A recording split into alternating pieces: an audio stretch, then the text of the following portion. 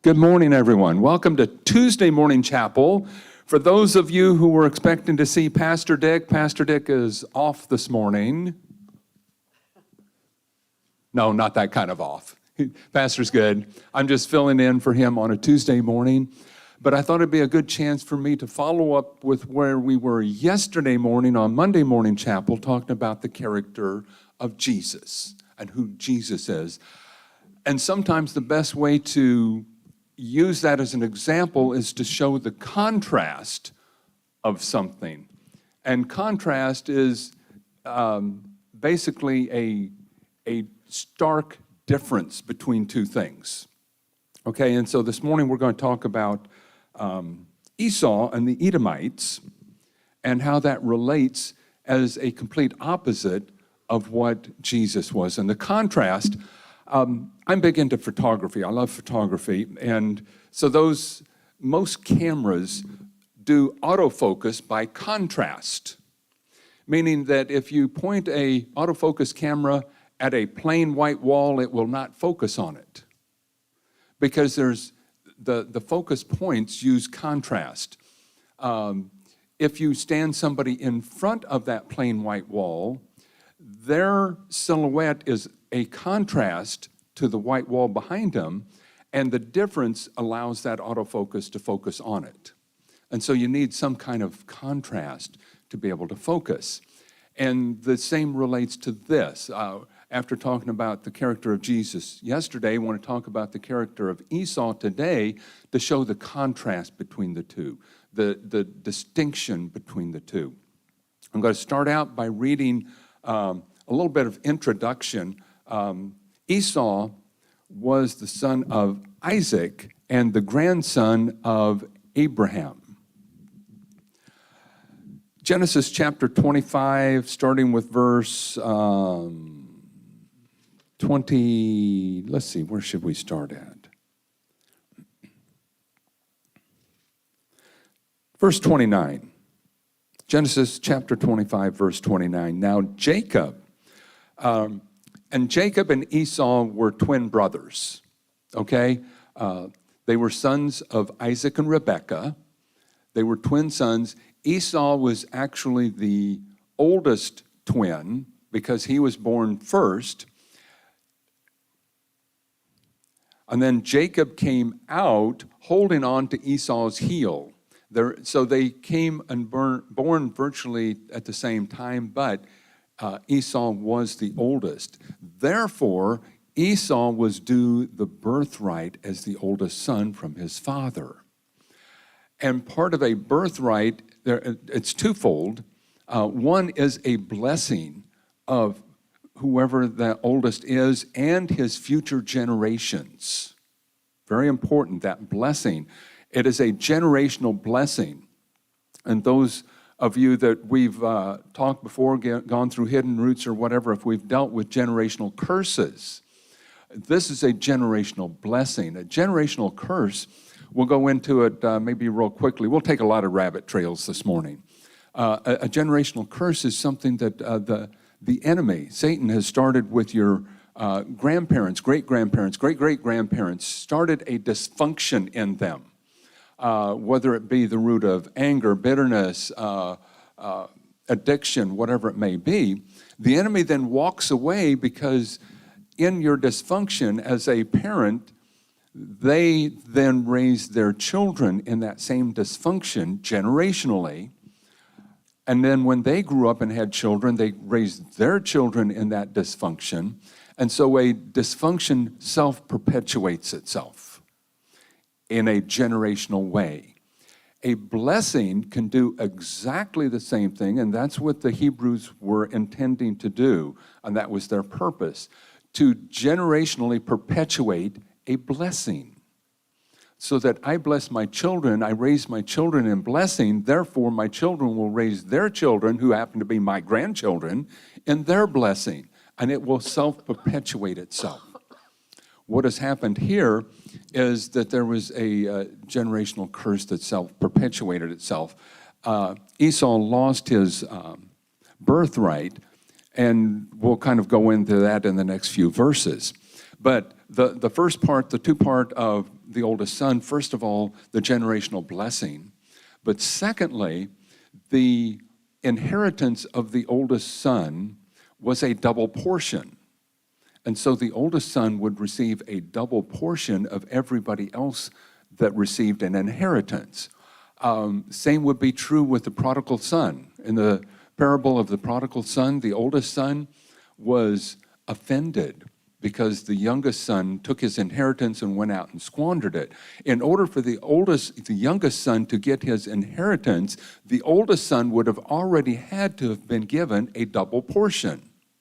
He was already blessed. The oldest son that stayed at home in the prodigal son in bitterness had already received his double portion of inheritance and was still bitter. And so you can see how this ties in and goes on with itself. So verse 29, now Jacob cooked a stew. This was the younger twin. Jacob cooked a stew, and Esau, his older brother, his twin older brother, came in from the field, and he was weary. He had been out. Esau was a hunter. He was a person of the land. He loved to go out and hunt and provide in that way. He was a provider through hunting. That was his identity, so to speak, on that. Esau went to Jacob, please feed me with the same red stew that you are cooking, for I am weary. What he's doing is whining. Have you ever heard somebody come in and whine? Oh, gimme, gimme, gimme, gimme, gimme, gimme. It is not pretty. It does not go over well. But, and Jacob's response to that is, verse 31, but Jacob said, sell me your birthright as of this day. And Esau said, look, I am about to die. That is about the height of selfishness. Okay, he's probably been out hunting. He may not have eaten for several days. How many of you have fasted for a day? Yeah, I fasted for a day. How many of you have fasted for 3 days? I have not done that. Larry's done that. Did you feel like you were going to die? Yeah, Larry said he confirmed it. Fasting for 3 days, he felt like he was going to die. Were you literally going to die in the grand scheme of things? No. 3 days without food is fasting, but you're not going to die without food in 3 days. 30 days maybe. 3 days, no. Okay, so what Esau was doing was looking, I am so selfish about myself and my own needs and my own wants and my own pains that he was just literally whining about his circumstances, key circumstances in his life. So again, verse 32, and Esau said, look, I am about to die, so what is this birthright to me? He's looking at his identity and his birthright of identity, and he's saying that my birthright is of no value to me. Therefore, my identity is no value to me, and I'm willing to just sell it off for a bowl of stew, the red stew that Jacob had prepared. It shows you right here where Esau's values were, where his identity was, and who he was as a person. It was really, like I said, the height of selfishness there that he did that. Then Jacob said, I swear to me this day. So he swore to him and sold his birthright to Jacob. And Jacob gave Esau bread and stew of lentils. Then he ate and drank, arose and went his way. Thus Esau despised his birthright because he saw it, again, of no value. This is who Esau was as compared to who Jesus was. At Gethsemane and on Calvary, Jesus said, my identity as the Son of the Father is everything to me. My identity in God is the most important thing to me that I will not sell, I will not shirk, I will not lay down. I will give of myself everything that I have because it is that important to me.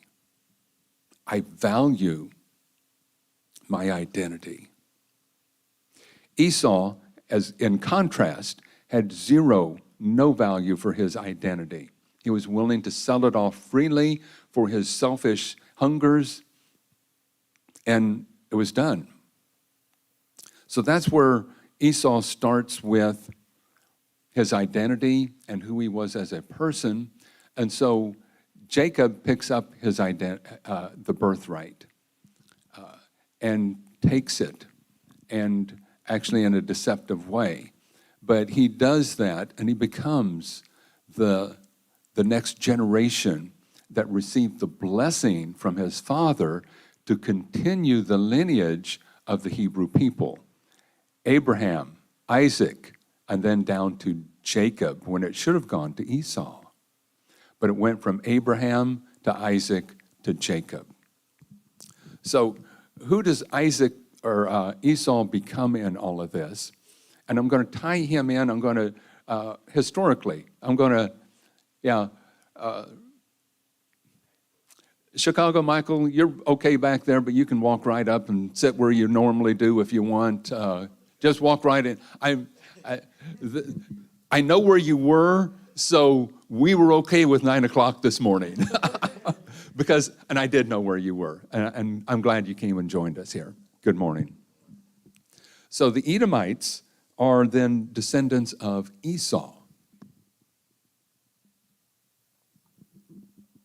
And the Edomites ended up playing a very significant role in the Hebrew people coming out of slavery out of Egypt. But I want to finish a little bit of history with Esau first and show you where he comes at. So he lost his birthright, became very bitter after he realized what he had lost, became a very bitter man. Esau then married. One of his wives was the daughter of Ishmael. You know who Ishmael was in the Bible, in the Old Testament, in Genesis? Okay, we'll step back and take that rabbit trail on Ishmael. When Abraham and Sarah were looking to have children, and they were already old at that time. Chronologically, they would probably been in their 80s. They were too late to have children. They prayed, and God promised them a child. Even in their older age, God promised Sarah a child. So time went on, a few years went by, and she did not get pregnant. They did not have a child. So Sarah says to her husband, Abram, at that time, go ahead and take my maidservant, have a child with her so that we then will have a child. Impatience and not listening, because God specifically had told Sarah she will have a child. They doubted God. They didn't have the patience to wait for God to fulfill his word. And sometimes, I got to agree with that. It is hard sometimes. It is hard for me to wait for God to fulfill his promise in my life because, okay, God, I don't need it today, but maybe tomorrow would be good. Okay, you follow me there? Okay, they went years and she did not have a child. And so Sarah's idea was for Abram to have a child with her maidservant. And they did, and his name was Ishmael. Some time later, Sarah did become pregnant, did have a child, so Abram and Sarah did have a child of their own named Isaac. Abraham, Isaac, and Jacob, the patriarchs of the Hebrew people, okay? So why wasn't it Abraham, Ishmael, and Jacob?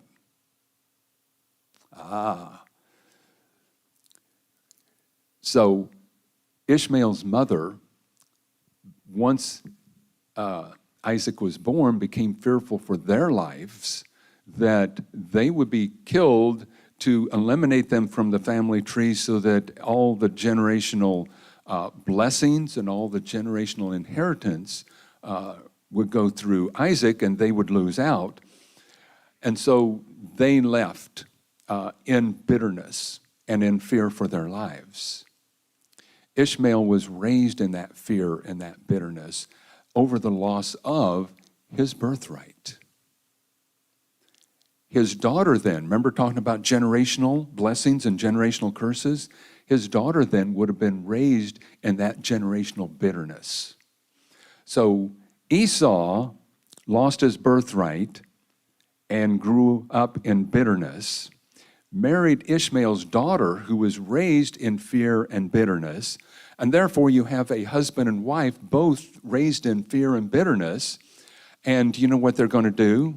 They're going to raise their generational children, their next generation, in that same fear and bitterness. This is the danger of allowing that kind of dysfunction to continue generationally in your lives. That's why we've had the conversation before here. When we're looking at our generations, it stops with me. I'm going to change who I am so that I do not raise my future generations in the same dysfunction that I have lived in. Therefore, my children will raise grandchildren for me that are well and emotionally healthy, spiritually and emotionally healthy, with a blessing upon them, not a generational cursing upon them. Which do you want for your grandchildren and your great-grandchildren and your great-great-grandchildren? I want blessings for my future generations, okay? Chicago, you want blessings for your future generations, right? Absolutely. I want blessings for your future generations, the same as I want blessings for my future generations, and for Larry's future generations, and for Jennifer's future generations. I want blessings for them. But when Esau got together and married Ishmael's daughter, there was fear and dysfunction from both sides of the family and bitterness. And when you got the two of them together, they raised their future generations with that same generational curse. I was talking to Steve this morning about that, and he compared that to the feud between the Hatfields and the McCoys. It just perpetuates itself, generation after generation after generation, till you get to the point where I don't even know where it started. Right. All I know is this is the way it is. And they don't even know why they're fighting. And they don't even know why they're fighting, okay? I'll give you an example. I learned many things from my mother. You learned all kinds of things from your parents, okay? One of the things Mother taught me was, once you take meat out of the freezer and thaw it out, you never refreeze it. I never thought to ask her why. I just never refreeze the hamburger once I thaw it out. I'm sure there's a good logical reason for it. I don't know what it is. I just do it because that's the way it's always been done. Do you get my point? That's the way my parents did it. And so that's the way I'm going to do it, and that's the way I'll teach my children to do it. And by the time it gets to my children, I don't even know why it's done that way anymore. We do it just because that's the way it's done. Okay? And some of those are hard habits to break. My story with Shelley with the Lumi foil. She's still to this day has never broke me of this habit, and plastic bags. When we got married, I would pack myself a sandwich or something for lunch to take, and I would come home, and I would rinse the bag out, turn it upside down, and dry it out so I could use it again tomorrow. And Shelley says, why do you do that? And I says, well, that's because that's the way it's always been done. The first time Shelley went to visit my parents, she was helping my mother clean up after Sunday dinner, and she watched my mother. And you know what she watched her do? Okay, she watched my mother clean off the Lumi foil, fold it up, slide it into the drawer to use again, to recycle. And she saw the plastic baggies there drying so they could be used again. Why do you do it? Because that's the way it's always been done. So Shelley said, no, we don't need to do that anymore. It is so ingrained into me, I can't stop. Because that's the way it's always done. Yeah. I find empty baggies in the drawer all the time. To this day, Shelley finds empty baggies in the drawer because that's the way it's always done. And it's hard to break those cycle of things, okay? Esau did not break out of that cycle. Only thing, his was dysfunctional. Shelley can live with recycled baggies, but when I'm not looking, you know what happens to those baggies? They go into the trash. I'm glad you're laughing, and we're all laughing about that. Yeah, when I turn my back, they're gone. They're gone. They're history. Okay. But you pass things down like that from generation to generation. That's the way it's done. With Esau and Ishmael's daughter, and I forget her name. I have it in here. I don't have it at the tip of my tongue. They taught their children and their grandchildren's and their great-great-grandchildren because that's the way they did it. And by the time it got down to their great-great-grandchildren, they continued to do it because that's the way it's always done. Bitterness. Okay?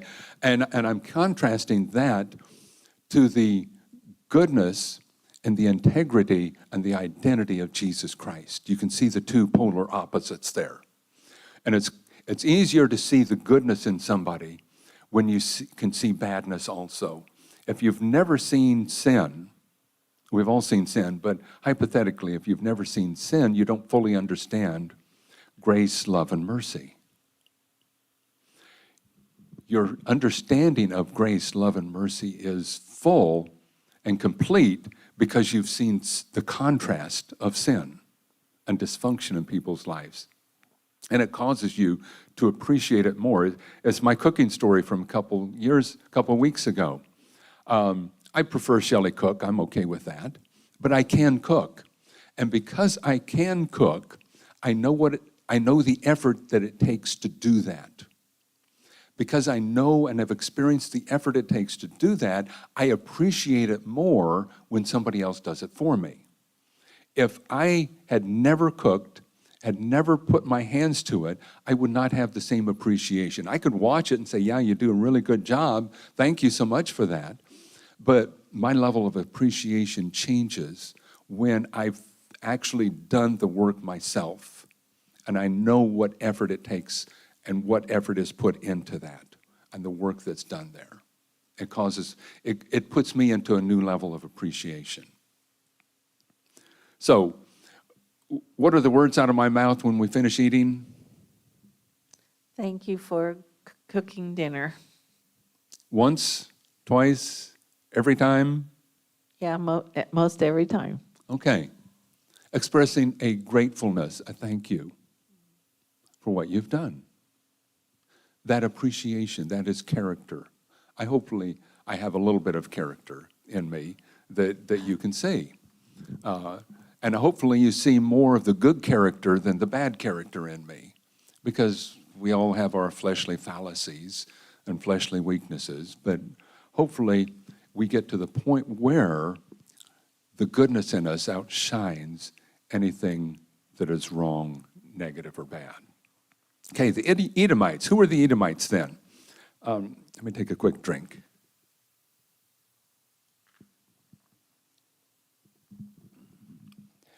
There are more Bible passages pronouncing judgment upon the Edomites than any other nation. But we're going to talk this morning about who were they. Going to Numbers chapter 20, verses 14 through 21. Edom denies Israel passage. One of the big questions that people have when the Hebrews left Egypt, came out of slavery, why didn't they just trot their behind straight up to Canaan and be done with it? Why did they go out in the wilderness for 40 years? So why didn't they just go straight up through Gaza and up to Canaan? Any answers? There's a very good answer, and it's in Numbers here. And what happened was, and I'll read you the story, and then you'll kind of see, because the nation of the Edomites was between Egypt and Canaan. Remember the bitterness that was going on there? That self-perpetuated itself for generations and generations and generations? Numbers chapter 20, verse 14. Moses sent messengers from Kadesh to the king of Edom, the Edomites, the descendants of Esau and the daughter of Ishmael. This is what your brother Israel says. And they're calling themselves brothers, acknowledging that they're brothers. You know all about the hardships that have come upon us. Our ancestors went down into Egypt, and we lived there for many years. The Egyptians mistreated us and our ancestors. Going on to verse 16. But when we cried out to the Lord, he heard our cries. God heard our cries and sent an angel and brought us out of Egypt. Now we are at Kadesh, a town on the edge of your territory, on the edge, which would be the southern edge of Edom, the nation of Edom. Please let us pass through your country. We will not go through any field or vineyard or drink water from any well. We will travel along the king's highway and not turn to the right or to the left until we have passed through your territory. What they're saying is, we're not going to create a burden upon you. We're not going to ask anything from you.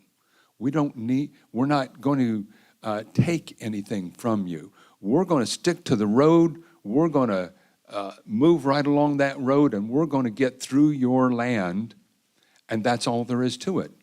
There is no downside for you. Just let us pass. Just let us use the highway. Kind of like going down a toll road. Let us just go down this toll road here. It's the straightest point from A to B. This is where we want to go. But the king of Edom answered, you may not pass through here. If you try, we will march out and attack you with the sword. The Israelites replied, this is verse 19 now, we will go along the main road, and if we or our livestock drink any of your water, we will pay for it. We only want to pass through on foot, nothing else. We just want to get through. And we will get through quickly with no burden upon you or your people. So, verse 20, again the Edomites answered, you may not pass through. Then Edom came out against them with a large and powerful army. Since Edom refused to let them go through their territory, Israel turned away from them. That is why the Hebrews went into the wilderness and spent 40 years circumventing around Edom. Now, it could have taken them quite a bit less than 40 years. That's kind of another story within itself. But that's why they did not have access to a direct route from Egypt to Canaan. And they tried. They made a sincere effort to try, even calling the Edomites their brothers.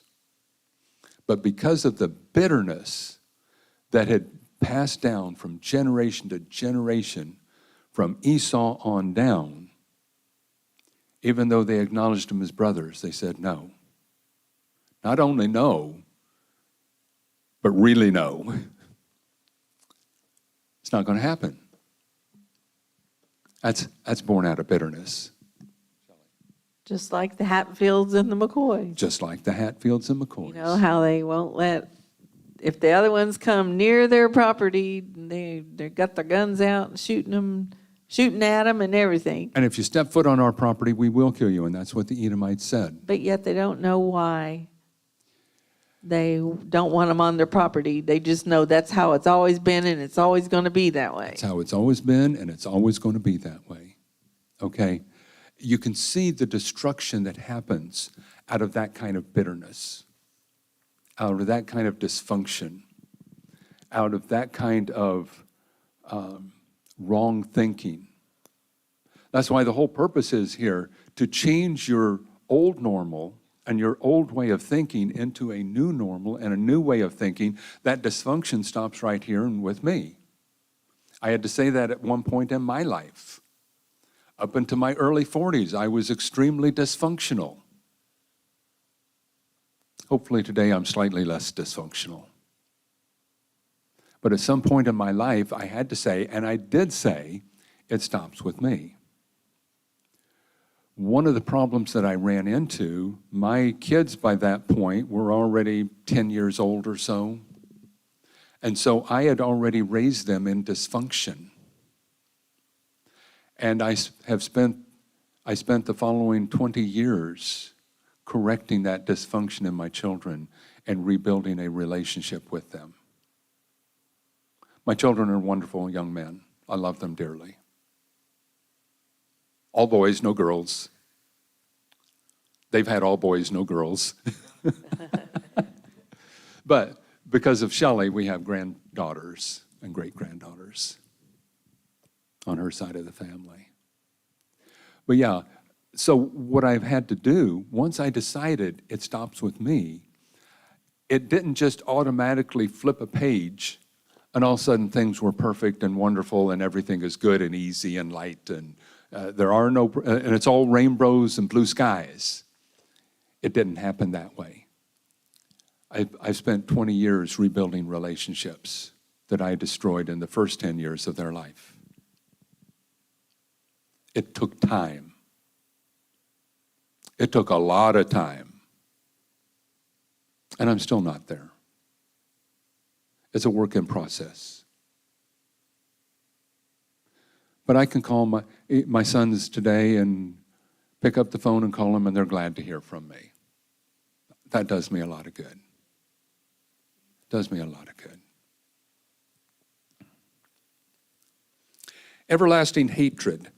The covenant birthright was a point of contention between Sarah and Hagar. Hagar was the maidservant, Ishmael's mother. There was that contentious relationship between Isaac and Ishmael, father and son, and which then became the root of the everlasting hatred between the Hebrews and the Edomites, beginning in the womb with Esau and Jacob. Esau's contempt of his covenant birthright and his lack of seeing the value in that, and resulting in Esau's spiteful intermarriage with the Ishmaelites, who then, and their descendants, became the Edomites. And I know I'm kind of getting into historical things which fascinate me, and I hope they do. I hope they can be of interest to you so you can see where all this started and where it came from. I thought it was a tremendous revelation when I read and saw, why didn't the Hebrew people just travel straight from Egypt up to Canaan? Well, there was a very good reason for that. It was set up, but it was through bitterness. And bitterness caused that division. Hatred caused a separation of family to where, and I know I can think of, not in my family, but I can think of people that within their family, they don't even talk to each other. Haven't spoken in years and years and years because of that kind of division that has started at some point and has just self-perpetuated itself.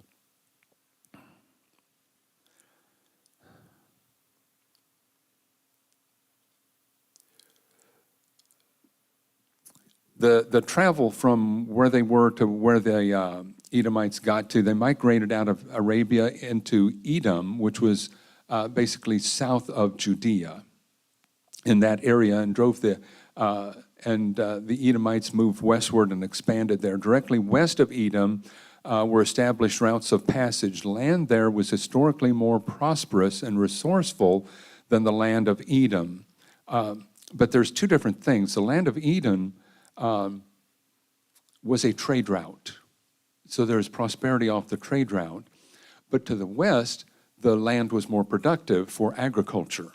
So you can see what all they were taking a hold of, a way in which they could get back at other people. I'm trying to think of where I want to go with this.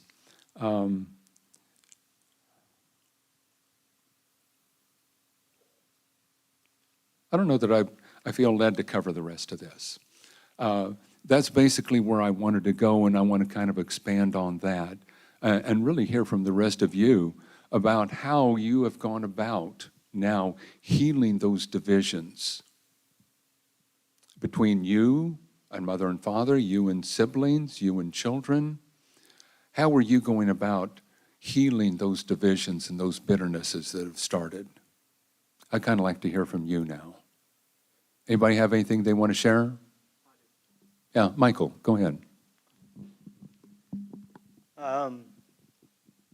I've accepted my flaws,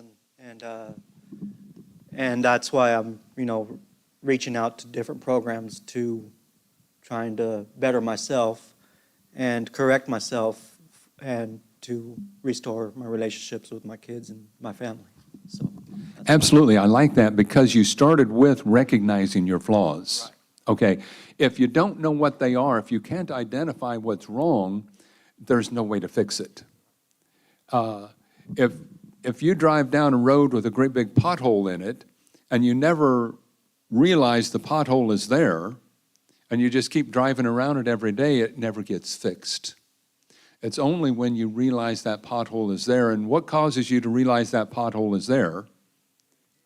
When you hit it and drive into it, you realize it's there, we've got to do something about this.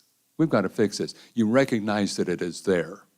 That's the beginning of then acknowledging it so you can then do something about it. Anybody else want to share where the start is, what you've done to heal those rifts or any wounds that have created and started? I kind of like to hear your stories. Levi, hold it up close so even I can hear you. Okay, you hear me? Yeah. Well, at first I was angry at a lot of people because I really didn't have an understanding of why they was mad at me, or why they was not responding to me or trying to help me when I needed help. But I realized since I've been here, it was really just me and the events that I took them through, like going to the penitentiary, leaving my kids, going to the penitentiary, getting out, and then starting on drugs after my brother passed away. And I had to accept that it was me. And since I've been here, I just been letting go to God, and He's been slowly bringing them to me. And like, instead of me chasing them down, because I can't get nothing but a 15-minute call, they slowly been coming to me. So I just been letting it go to God. The contacts are slowly being rebuilt. Yeah. Yeah, but it started with you then realizing there was an issue with you, Yeah. and the key part to that is, I can't fix you. Only you can change what's going on with you. Jennifer, I can't fix you. It's not my job. Now, it's my job to teach you, to lead you and direct you, but when it comes down to the nuts and bolts of making any changes in your life, that's solely on you. And you've done that. I'm proud of you. I'm very proud of you, Jennifer. I really am. I see that in you. But it's kind of like between Shelley and I. Shelley can't make me do anything. Hard as she tries, she cannot make me do anything.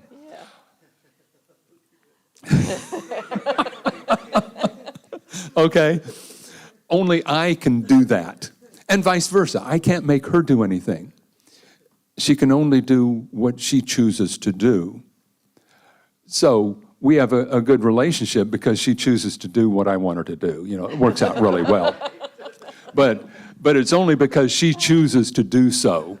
It's not that I can make her do anything. And it would be improper and incorrect and wrong if I was forcing her to do anything. That's no kind of relationship. Okay? So you can only, Levi, the only one that can make changes in your life is you, period. But, like I said, as a teacher, I have an obligation to direct you, to give you good information, to encourage you. That's covenant relationship, to encourage you. All those things I can do. But when it comes to doing your life any differently, that's solely on you. That's 100% on you.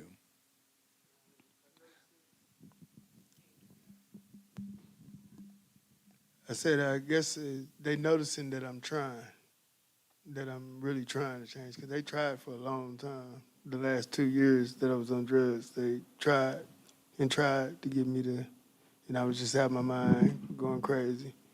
And now that they see me trying, now they want to be around me. They want Yeah. to, Your family is seeing you Yeah. trying now. yeah. Yeah. But I'm going to guess, and I want you to answer me this. Once they saw you trying, everything wasn't all of a sudden perfect and okay. Oh, no.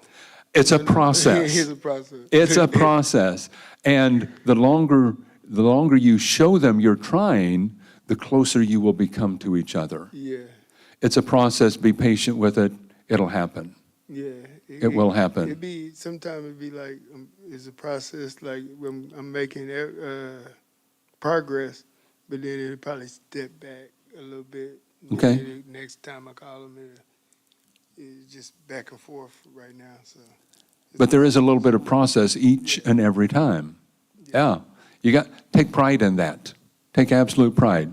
Who else wants to share what you've done in your life to make changes, to remove that bitterness so you can restore relationships with family, friends, whoever it may be? Chicago. I guess I would say coming here is the first step in becoming sober and realizing what all has happened and what I need to do in order to catch my life back up and restore those relationships. Again, outstanding answers. Coming here means I have made a conscious choice to make changes in my life.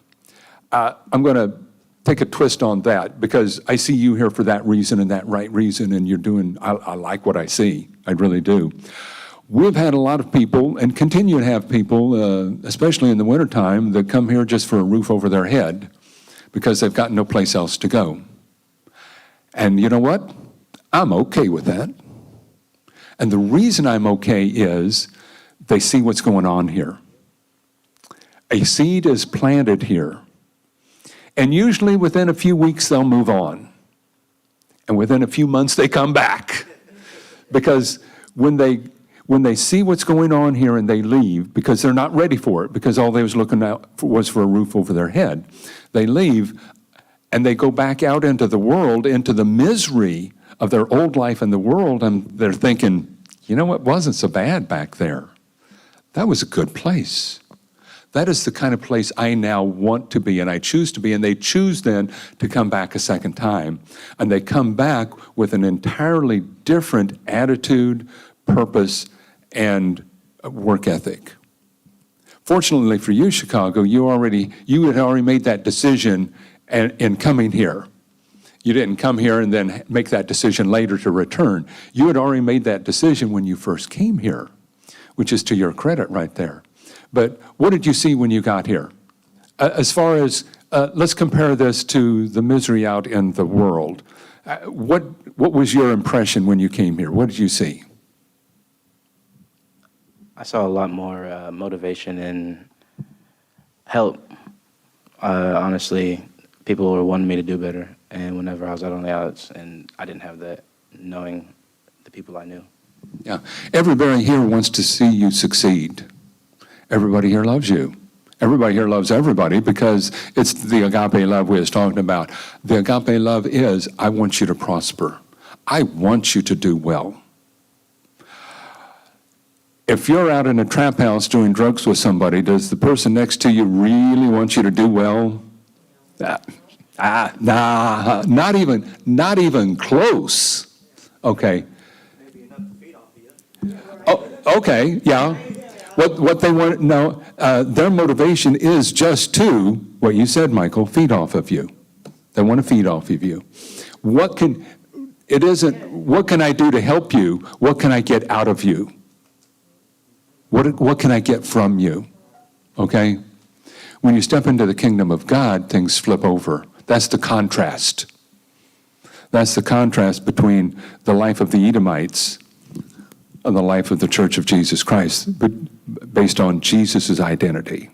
That's the contrast there between the two. Go ahead. It came to the point where people were okay with me doing what I was doing for me to realize that I needed to change. They shouldn't have been accepting what I was doing, and I understood that, and I needed to change. I hadn't quite heard it that way. It's interesting. I like that it finally became, I'm going to guess it also became normal. It became okay to do what you're doing. It just became normal. But there's unhealthy normals and there's healthy normals, okay? And it's interesting, and this is the process, the patience to have. Most people, when they get into a stressful situation, they will revert back to their normal.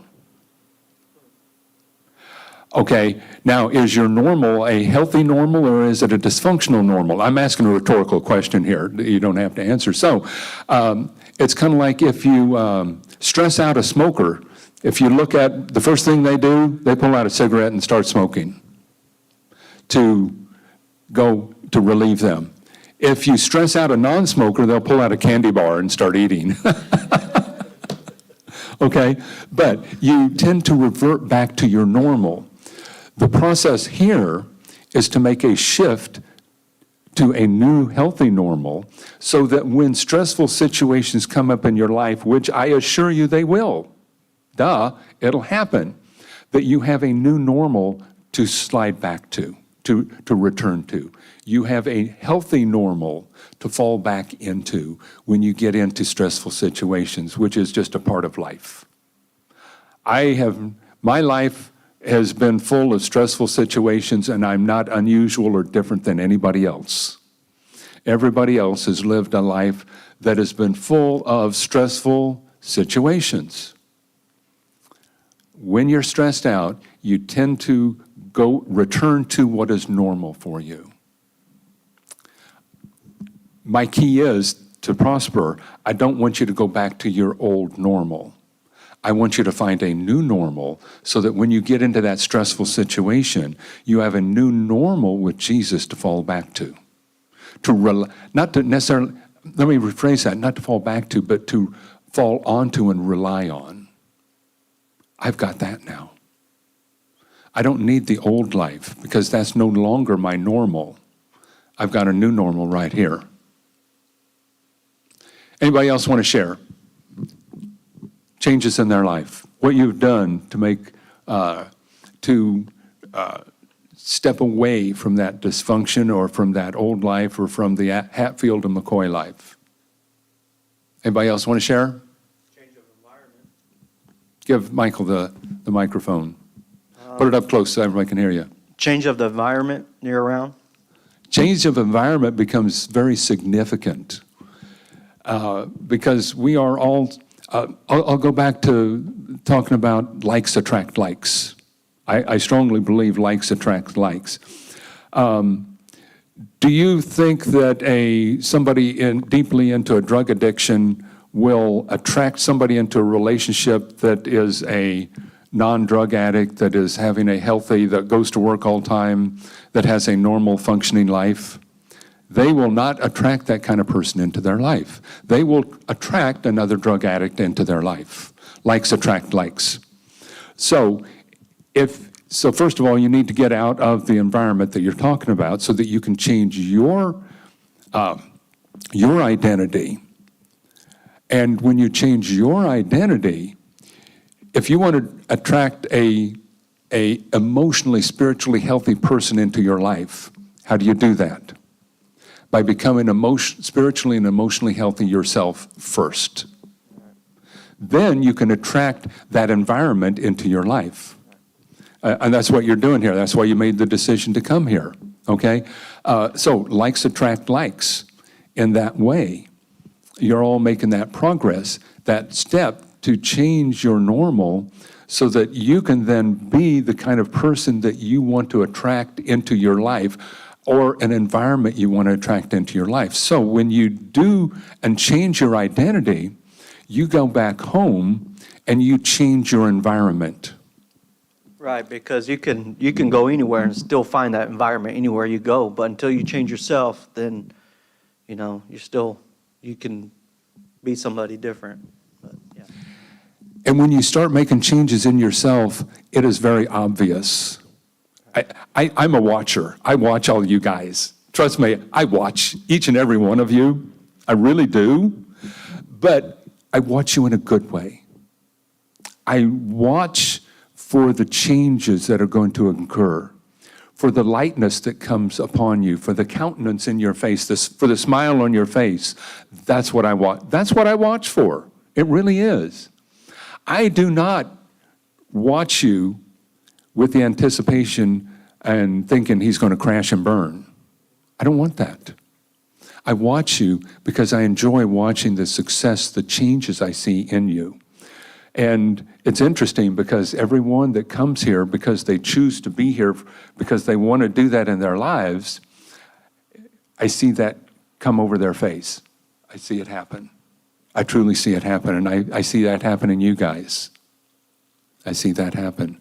And so the environment then, and I'm going to add a word to it. I'm not going to change it. I'm going to add a word to it, atmosphere. We've talked extensively before about atmosphere. I don't know that you've been here and we've talked, Michael, about atmosphere, but it's all about setting the atmosphere. And when you set the atmosphere, you change the environment. You see where I'm going with that? Okay, so it is my responsibility as a husband to set the atmosphere in my home, which is the environment in my home. What, Michael? Set the thermostat, Yeah. exactly. But Shelley has that same responsibility in our home. I have the responsibility to set the atmosphere so that when I come home, Shelley is looking forward to me coming home and not saying, oh God, it's 4 o'clock. Daryl's going to be home in a minute. You know, I don't want that, okay? But also, it is her responsibility to set the environment, the atmosphere at home to where I look forward to going home. And I look forward to going home. I truly do. It's our responsibility to set the atmosphere of blessing, not bitterness, the atmosphere of goodness, not evil, the atmosphere of joy, not anger. If I came home every day from work, and I'm retired now, but when I was coming home from work every day, if I came home from work every day angry, Shelley would eventually stop looking forward to me coming home. Okay? And we'll get into, it's called kick the cat scenario. You know the kick the cat scenario? Okay, wait. The owner at work, he had a bad day, something happened at home, and he comes and takes it out on his shop foreman. Shop foreman says enough of this, and he goes out and he takes it upon the floor worker. The floor worker goes home and kicks the cat. That's the kick the cat scenario. For me, it used to be my 15-minute drive home from work was my decompression time so that I did not go home and kick the cat. So I could go home and set a proper atmosphere so that Shelley would look forward to me coming home. It was kind of cool, though, the last, 5 years that you and I were both working, Shelley? We worked about 3 blocks away from each other. And so we was able to drive to work together. Shelley dropped me off at work and she went to work. And then at the end of the workday, she came and picked me up. So we drove to work together and drove home together, which actually became my blessing because that was our alone time. You know how you get to work and things are busy. You get home and things are busy. There's things you had to do. That 15 minutes of drive was our alone time, twice a day, every day, which ended up to be a good thing. Is that why they make happy hour after work at the bar? That's why they make happy hour after work at the bar, so you don't go home and kick the cat. That's it, exactly. Anything else? Shelley, you want to share anything? I've been rambling on here. Well, You can share your version of all this. my version's a little different. So I wanted to give you a different perspective. Please do. I was raised in a very good family. My dad, though, was a lieutenant colonel, and as you can imagine, I was expected to toe the line. I was expected to be perfect, actually. And I did that role very well. I learned to be pretty perfect. But I didn't allow myself any grace to make any mistakes. And if I made a mistake, I was very, very, very hard on myself. And so I had a job. I did payroll for 300 people. So, number one, you don't make mistakes on people's paychecks. You know, they get very upset. So I did the payroll we got paid once a month. So it was a once a month project, but it took me the whole month to get ready to distribute that payroll. But when I distributed that payroll, it was pretty near perfect. I did some perfectly, maybe make one mistake, sometimes two, but never more than two. And when I made those mistakes, I was really hard on myself. So what happened though, I about drove myself to the death of me because I caused myself so much stress and so much, I didn't allow myself to make any mistakes. And so I had to come to a point in my life where I gave grace to myself and said, my God is perfect, but he's the only one that's perfect. And he doesn't expect me to be perfect. He expects me to do the best I can. But as long as I'm doing the best I can, he does allow for us to make mistakes.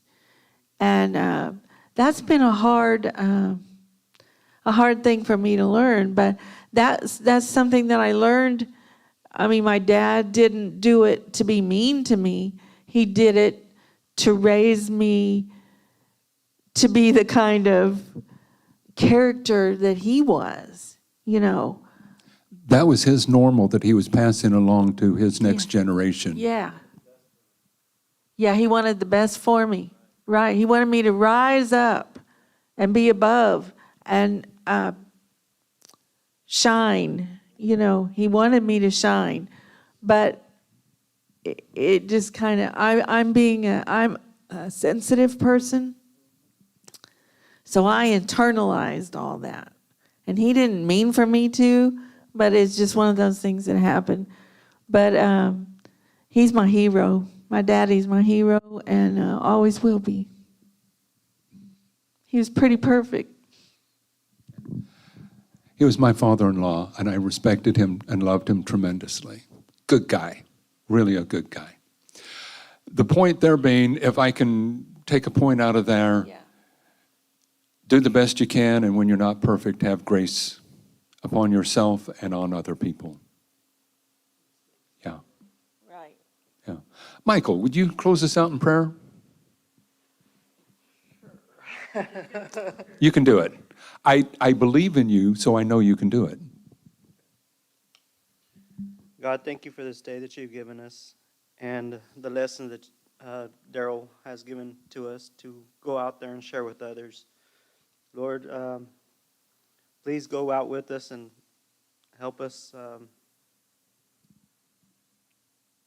guess, be somebody today for you, and have a good day. Amen. Amen. God bless everybody. Have a good day. And I will be back next Monday again. Pastor Dick will be back next Tuesday. God bless. See you later.